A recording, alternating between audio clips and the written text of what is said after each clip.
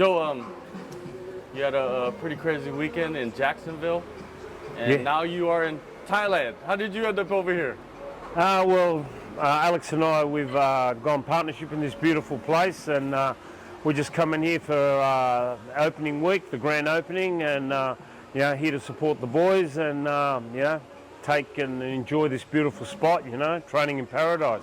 Yeah. Before we get into UFC 273, just wanted to talk about your involvement with the gym and just your first impressions, because today or yesterday was the first day you were here.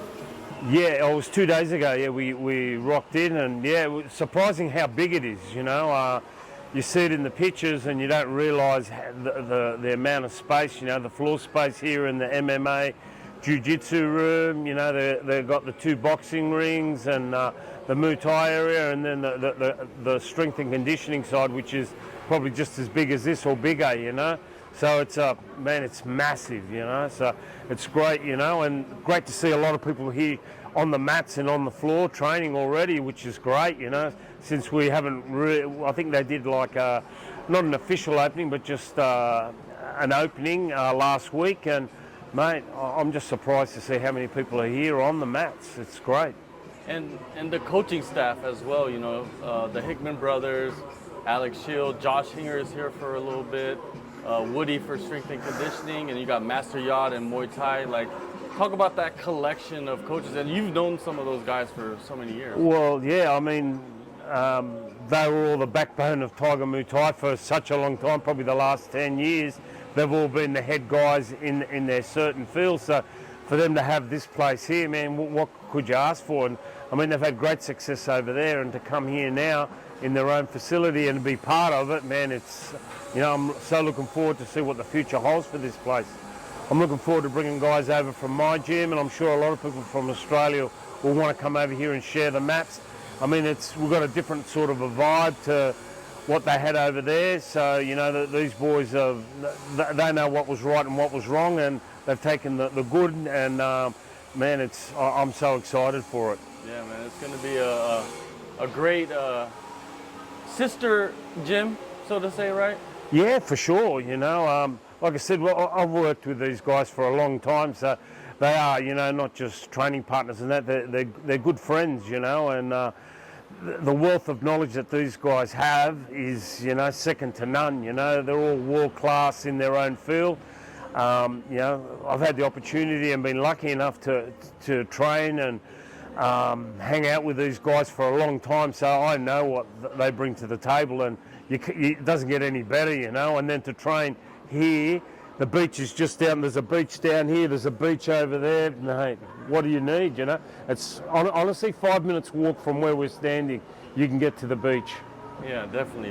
It's easy living out here. Oh, it is. You can bring your family, you can just train, you want to relax, you don't have that long commute, the beach is just here, and you can enjoy it. There's good food, we've been trying out a couple of the local restaurants. I know things are still pretty quiet here, which is good in a sense, but a lot of the restaurants are just starting to open up, and I think as more and more people get to come here to Thailand, things will just get bigger and better out here, Yes, the future does look very bright here with this brand new gym and the location and the vibes is good. We'll see, the vibes on this weekend actually with the seminars and the big Bangtao Bash. Yeah, looking forward to seeing a few fights and see what the boys bring to the table. Yeah, for sure. Now, UFC 273, Volkanovski goes in there, just puts on probably one of the most dominant performances in recent memory in a title fight, and gets the 4th round finish. I just wanted to get your overall thoughts on the performance he had against the Zombie, and maybe some of the stuff that surprised you about what Volk did. Nothing surprised me about Volk's. They probably could have finished it in the 3rd. They had to pick the Zombie up off the mat, and I think a lot of the times these guys are too tough for their own good, and they need to be safe from themselves, because it's okay while they're young and that, but when they get to my age, I feel for some of these guys. Are they going to remember their kids' names? Are they going to be dribbling when they eat? yeah, it's sad, you know. I think sometimes that they need to stop it because, I mean, you have got always that Hail Mary chance, but when someone's dominating that much, and I mean, I think the only thing Alex ended up with was a sore shin from where Zombie checked a couple of his kicks. That was his only injury. Every other thing he blocked, I mean, you know, how can I say? I don't want to talk respect of him, you know, but you know, you can just see that Alex is on a different level to the Zombie, you know, and all respects to him, you know. He's a tough man, you know. You can never take that guy lightly, you know, as a lot of people do. They think that these guys in the top 5, because Alex does this or somebody else does that to them, that they're not, you know, high-class fighters. They are high-class fighters, and it just shows you how much better Alex is than the rest of the guys in that division, you know. In the game plan that you guys put forth for that fight against the Zombie, did he just follow game plan A and that was most effective? We really didn't have a game plan. Our game plan has for the last few fights, it's not about what, we're not really worried about what they're doing. We want them to be worried about what we're doing, and it just goes to show, you know, it's you know, hit them and not get hit, you know, the old saying in fighting, you know, you want to hit them where they can't hit you, and, you know, come out unscratched, which he did, and, you know, get the win, and or you know, even better when you get the KO, you know. Yeah, for sure. And a lot of people were saying that the Korean Zombie looked slow, and he didn't look like his explosive self when he fought Volkanovski. What did you see? Look, he was explosive. He was trying. It's just, like I said, you know, Alex wasn't standing there to be hit, you know, and if you look at most of his fights, he's not there to be hit, you know. He comes in, he hits, and then he exits out without, you know, copping that counter hit, you know. And if anything, that was our only sort of game plan was, you know, to get in and get out without copping any damage, because, you know, at the end of the day, the Korean Zombie is a powerful puncher. He's knocked a lot of guys out. You know, he's also got, you know, some great submission wins. So we didn't take him lightly. We had all utmost respect for him coming into the fight and after the fight. You know, he's a legend of the sport, and it was a privilege for all of us to, you know, share the octagon with him, you know. You mentioned earlier about stopping the fight after the 3rd round, and a lot of similarities to the Ortega fight, right? Exactly. I thought the same thing, you know. You know, credit to Herb Dean this time. He actually stepped in and saved the Zombie. Yeah, Alex was even feeling sorry for him, you know. And the same as Ortega, you know. They should have been stopped in the 3rd, you know. You know, all credit to those guys. They're both warriors, you know. But like I said, sometimes somebody needs to save them from themselves because they're just too tough for their own good. Alex has been talking about returning in August. Do you feel the same way? Like August would be a good time? Yeah, well, we'd like to fight 3 times this year. August was a date because they were thinking about bringing the UFC back to Australia. So that's been, you know, the talk around, you know, the UFC. Whether they get that across the board, I don't know. That's up to the UFC and the guys up on the bigger pay brackets than me.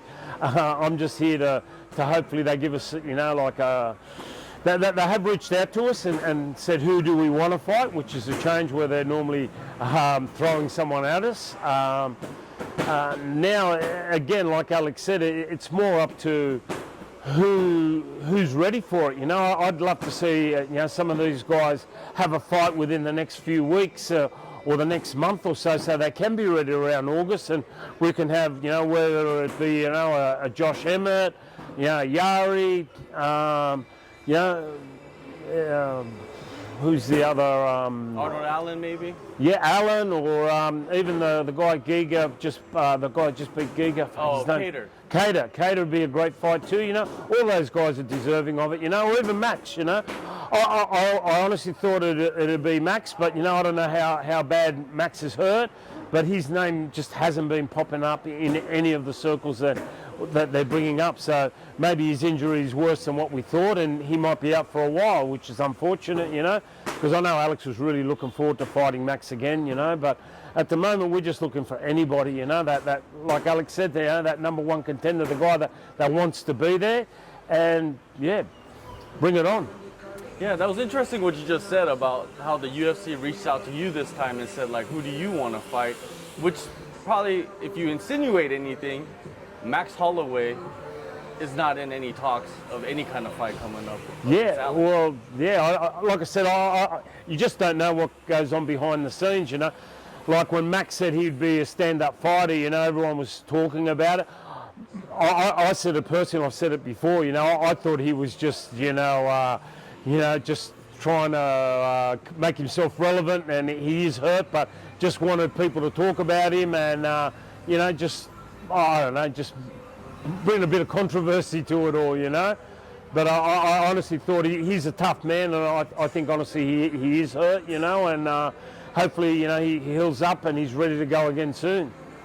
I was thinking like August return, pay-per-view, Australia, most likely Sydney, right? Maybe Melbourne, I don't know. Against Max, man, like that would be... Well, that's what I was thinking, you know, and I was preparing for that. Preparing for someone else would be even better, you know, because we've done Max twice. And you know, all power to Max, you know, because he is one of the best 145ers out there, you know. The other topic that's been coming up lately, or in the last week or so, is Alex moving up to lightweight. Could you ever see Alex maybe making a permanent jump to lightweight eventually? No, I don't know. That's something we'd have to sit down and talk about, you know. I just think he probably performs better at that, you know, 145 than he does at the 155. Although he'd do good at that. I mean, a lot of his fights were at 155. Even his first fight in the UFC was at that weight, you know. I like Alex to not come in as heavy, you know. I just find when he comes in at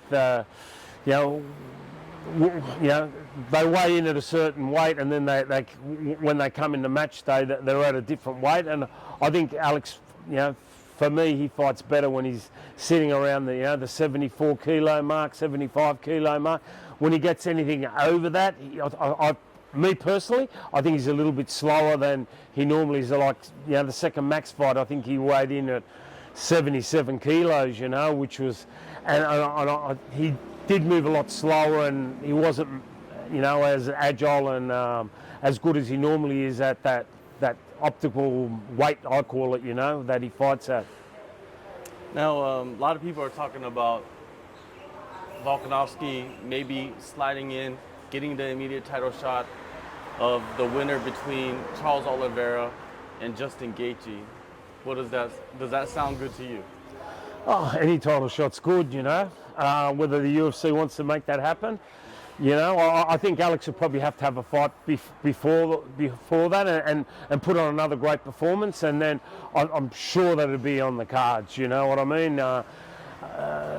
And yeah, it'd be great to see. You know, either of those two would be, you know, great opponents. But let's see what happens when they fight. You know, and like I said. If Alex fights in August, then these guys fight. I think they're fighting next month. I think, maybe later on in the year, they could have, unify the 155 belt and see what happens.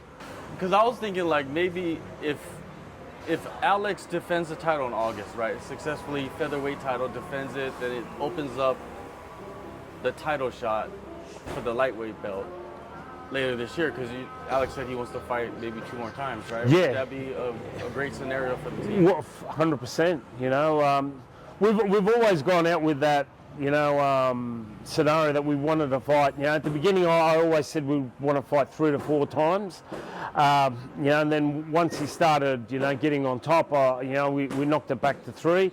Unfortunately, you know, with COVID and injuries and everything else, it hasn't happened, and these guys have only got a really short window opportunity to, you know, to make all their money and get all their fights in before, you know, Father Time takes over and they start getting a bit older and a bit slower.